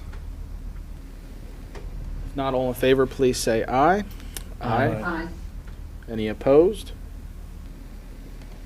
Okay, that takes us to the vacuum truck. I'll make a motion to authorize a special appropriation for the local match amount of $140,767 in order to establish and lock in the total purchase price of $440,767 for the manufacture and purchase of a chassis-mounted leaf vacuum truck pursuant to the borough's recycling grant leaf vac and recycling bins project, which was approved for a recycling development and implementation grant under the Municipal Waste Planning, Recycling, and Waste Reduction Act of the Commonwealth of Pennsylvania. Is there a second? Second. Okay, so we have a motion and a second. So there are $300,000 worth of grant funds, and in order for us to secure those, we need to spend $140,000 roughly of the borough's monies. Again, this is a reason that when we bank back capital reserve funds, that we're able to do things like this, because we can't use state or federal monies to match grants like this. Mr. Harbaugh went into some detail on this at our last work session, but are there any questions about what we're purchasing here? The summary, the big benefits are is this is a single person operation from inside the cab. The cost has increased overall, but the borough's percentage has remained essentially consistent. We're just trying to lock in a vehicle that we may receive quite a long time from now. Do you have? End of 24, beginning of 25. Which almost feels like optimistic at this point to say that. Okay.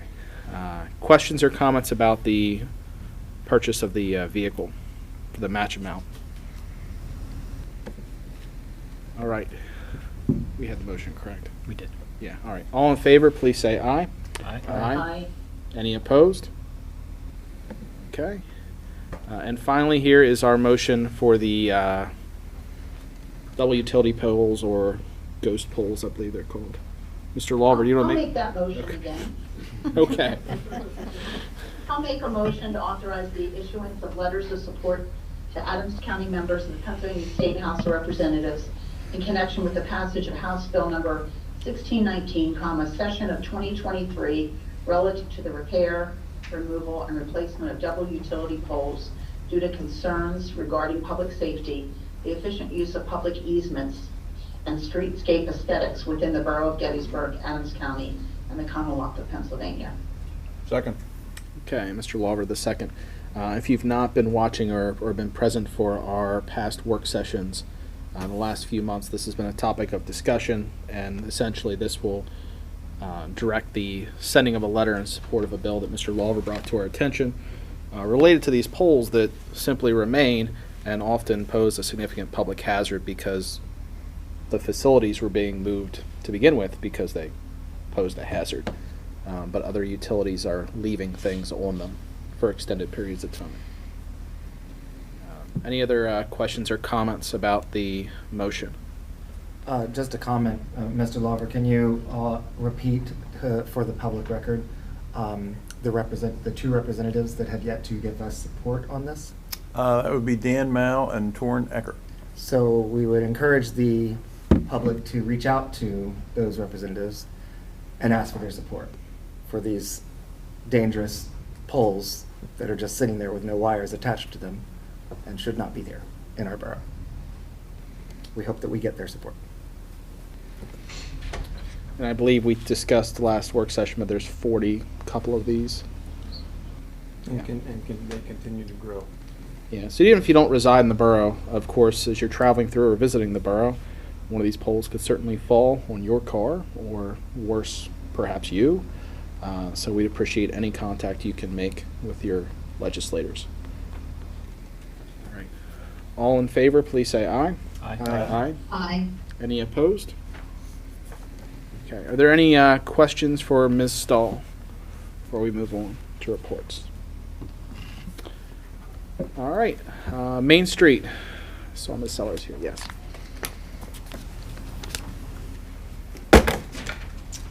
Good evening. It's been a busy summer, getting ready for a busy fall. So we were invited this year to Gettysburg College, their first sustainability fair for first-year students. So it's a great opportunity for lots of nonprofits and other community organizations to be there, connect with those young students on campus, and tell them that there's a life off campus while they live here for the next 4 years. So really a great opportunity. They're going to repeat that again next year, and hopefully that will continue to be a tradition there.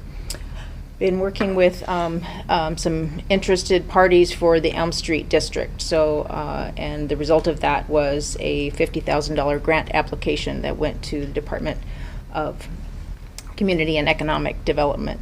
That was possible and made possible by about 2 weeks worth of community efforts to raise the grant match of $25,000. So an extraordinary response to that neighborhood and that need. So I'll keep you posted on that.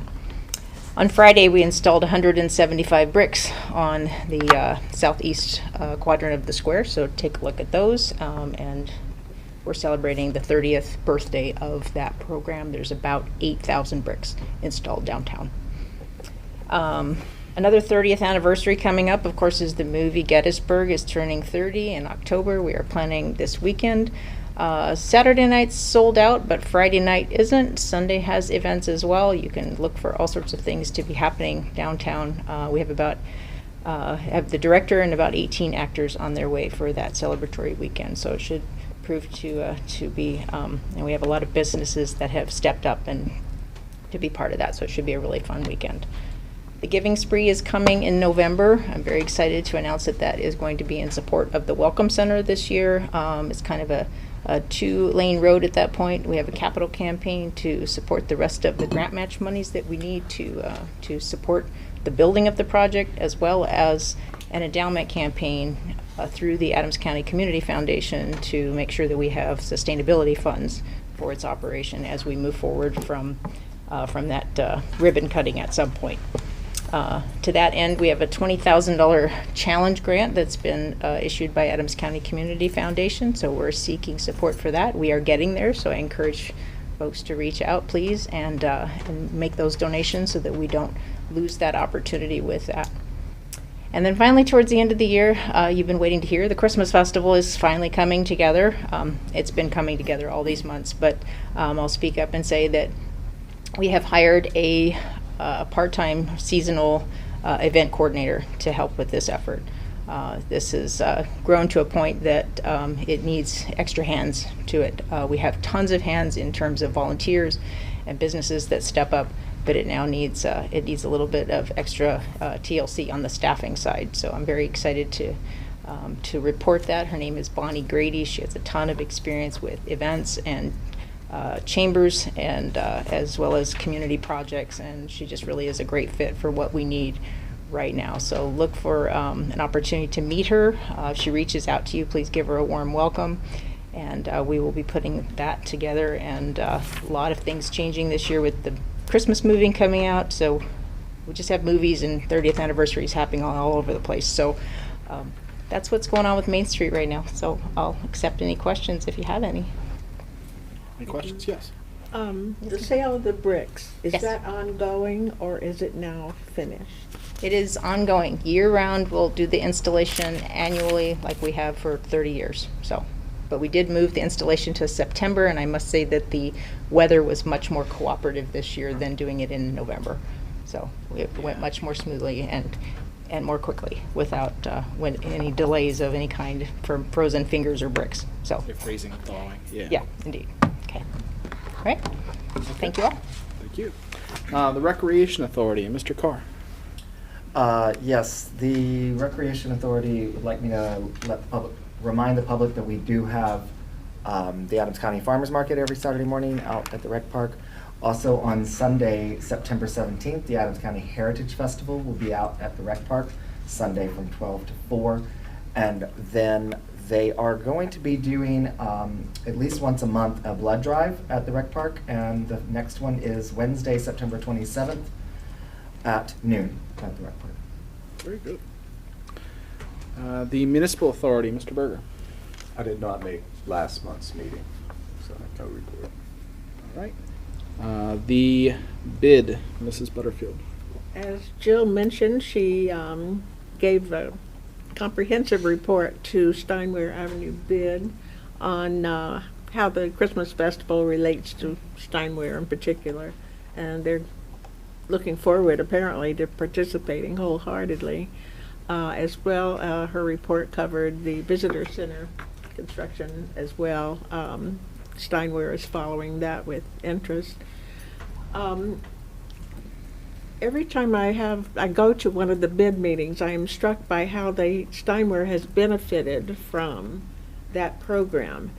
And I spoke to the two then council people who tried to stir up a bid for downtown area, and it was in the same time frame, and why that was not successful at that time. But both of them commented personnel have changed over these many years, and if it's all right with you, I'll bring it up for discussion at the workshop that we might look into it again and see if that might be something, particularly when so much attention now is given to this sidewalk issue. And look what the bid at Steinway did for the sidewalks there. You will agree, John. So that might be an answer for this ongoing concern that we have. So I will ask Sarah to put it on the agenda for the workshop, if that's all right. Yeah, I think it's something that the borough should consider in the future. We last discussed that probably around 2018 or 2019, because it does not have to be a business improvement district. We discussed that Baltimore Street. You can have a mixed-use neighborhood improvement district. There is a NID that was established on West Broadway for the mutual benefit of all involved. And in an ideal situation, there would be several in the borough. So thank you. Next, the Boroughs Association, Mayor Freeland. Yes, the next meeting is Monday, September 18th. I'll be at the Emergency Services Center. A week from today. The Council of Governments, Mrs. Butterfield. Yes, the program at the COG meeting was on mosquito programs. Christina Anders of the county, she is the Mosquito-Borne Disease Control Coordinator. Quite a mouthful for a job title. And you all received an email from her today offering that if Gettysburg wants to have more spraying, please contact her, and she included her contact information. In her report, she reported in a scary way, mosquitoes spread West Nile, Lyme, malaria, and other scary diseases. And in her program, there is tick surveillance listed in her outlook to make sure the tick-borne diseases are covered. Okay, that takes us to Habby. Ms. Lawson? Yep, Happy has their big annual ride coming up on Saturday, September 23rd. It will begin and end at the rec park, and there's been information in the press about that. That's all I have. Okay, very good. ACTPO, Mrs. Butterfield? Yes, ACPO will meet October 25th. They do not meet monthly. Yeah. Overdose awareness, Mr. Moon? Yeah, the task force has changed its name and its mission as of last month. It is now going by the Coalition for Overdose Awareness and Recovery. We had our Remembrance Walk on the 31st. It started at the courthouse. It went past the Mercy House Recovery Center, Collaborating for Youth, and then ended at the rec park where the list of people we've lost to overdose is only growing. Our police were present. They were a great help in assisting this walk. This is an annual event. It's nationwide. Mayor Freeling was there. Our co-responder, Mackenzie, was there. We had a county commissioner speak as well. We usually have one or two. And I'm sad to say that it's a growing event. I just want to remind anybody that the task force, now the coalition, will continue its action items throughout the year, which includes medicine takebacks in cooperation with the police department and the DEA, as well as year-round Narcan distribution. If you would like Narcan, and I owe you a Narcan, please get a hold of me and I will make sure you get one. Trail feasibility, Mr. Berger. Recycling, Mrs. Butterfield. Yes, coming up Saturday, big day. Our next electronic device turn-in. As of today, we have 40 people signed up. And Robbie, the first one is scheduled for 9:15 in the morning. The final one for 10:45 in the morning. And then spread out within that time frame. We still are taking appointments, reservations, the rest of the week. So chances are we'll brush up against 50, which has been our norm. Would you all please join me in hoping, since we have the program Rain or Shine, that we're heavy into shine? Weather report says shine. Good. John says the weather report says shine. So thank you. Though your good thoughts paid off right here instantly. Okay, you have your fire department and EMS reports on your drive. Elected officials' comments. I want to remind everybody that one of my favorite times of the year is coming up, and it's called Salsa on the Square, and it's Project Leon Gettysburg, and that is going to be on Friday, September 29th from 3:30 to 11:30 p.m. Come out and enjoy this wonderful volunteer organization with great food and music and cultural awareness. I think it's a great event. I'm glad to have it back again downtown. I just came from a meeting with the Exchange Club of Gettysburg. We're trying to rebuild and looking for members. So if you want more information about this community organization that helps promote our community and improve our community, and also works with students and helps with prevention of child abuse. I think it's a wonderful organization. You can find me on the website. You know where I am here. Also, as Chad said, the Heritage Festival is this Sunday. Once again, I'll be in a marshal for one of the marshals for the Kids Bike Fest. So get your children, don't laugh. I already fell off my bike once. But anyway, for the Kids Bike Fest, that's coming up. And I was at the Project Gettysburg Leon meeting this last week. And also on Wednesday at noon at the courthouse, there's going to be a presentation by the county commissioners for suicide awareness and prevention, and then we're going to walk from the courthouse down to the square. So, if anybody would like to show up, very important issue. Other elected officials' comments? Mrs. Butterfield? Noticed today in my neighborhood especially, a street sweeper was out starting its fall runs, I would assume. That's the good news. Bad news is I counted 7 properties where people put their garbage cans in the street, that the street sweeper had to go around. Instead of leaving them up on the curb, they literally put them in the gutter line of the street. So we need to remind people to keep their garbage cans up on the sidewalk. They don't belong in the street. And if they're doing it now, it interferes with the street sweeper. If we get snow, their trash can might have a little bit different experience when it gets hit by a snowplow. And in that vein, Waste Management, we should ask the borough manager to please ask Waste Management not to throw the empty cans in the street. They're very bad about that in our neighborhood, and so the Robbie's folks would have to drive around the empty cans as well as the full ones. Yeah, we get an email every week, well, twice a week, about pickup, so we can certainly let them know that.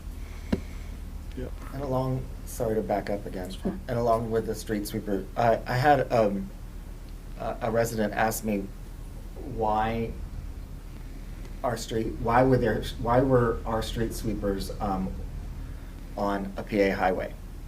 And I asked the borough manager why, and it's because PennDOT doesn't do it, we do it, and that's our responsibility. So just letting everybody know, if you see our borough employees and our borough equipment, street sweepers working on PA highways like 30 and right straight in at Lincoln, in and around Lincoln Square, etc. Yeah, it's our responsibility. PennDOT doesn't do it for us. I don't know what PennDOT does for us, actually. They remove the snow and ice, I suppose. No. No, we do that too. I don't think So we other have the questions time still to remain. discuss what PennDOT. But at any We don't rate, wanna have this conversation right now. But the resident was like, why is the borough employee doing it? I'm like, I'll find out for you, and I did. So, thank you, Public Works. Yeah, for the sake of the public's knowledge, we did have a resignation from the Human Relations Commission. We do have a stack of applications for people who are interested in serving on that particular commission. However, if anybody would like to submit an application in the next week or so, we will probably begin interviews soon to replace that person. You can get the application for our ABCs either in the borough lobby or on our website. Okay. Mr. Berger? Ms. Lawson, anything for the group? No, I don't. Thank you, though. Okay, and that takes us to our second public comment session. Again, just please use the podium, give your name and address, and please limit yourself to 5 minutes. Bless you. Is there public comment? Okay, yeah, go ahead.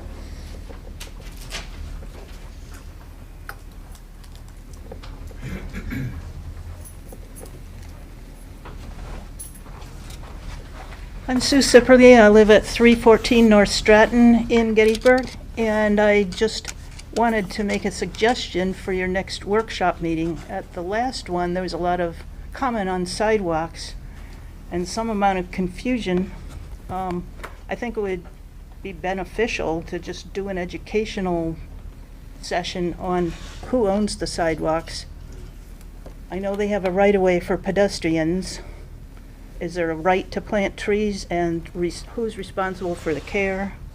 And liability during events was mentioned, and Dharma renting sidewalk space downtown. And how does that relate to ownership? Also, I have a note here, consistency about tree removal. Sometimes it looks like dangerous trees along the streets get removed by the borough, and there's some other trees that seem like they could stand to be removed, and I think it's assumed they'd be the responsibility of the landowner, and they are right by the curb. The Baltimore Street project is coming up, and I think these issues would be good to have nailed down, because who's responsible long-term once the project is done? And also, there will be the upcoming square redesign, so all of those topics would apply to all of those projects. And if there's any ordinance sections, it would be good to have them noted. I'd also like to say that I'm just glad to see that there's more members of the public going to council meetings, planning commission meetings. And Carly's been doing a good job at the planning commission of explaining the rezoning process and what they've been going through. So I'd suggest that people go to that. I think it's real beneficial. And then there's some new projects under review. Also, the sidewalk repair item is on the street tree committee this week, this Wednesday. So that might be a good meeting to go to. So we really need to have firsthand knowledge in order to have an informed opinion. So I'm just glad to see more people going to the meetings. Thanks. Okay. Public comment. Okay, seeing no more public comment, we will adjourn to executive session.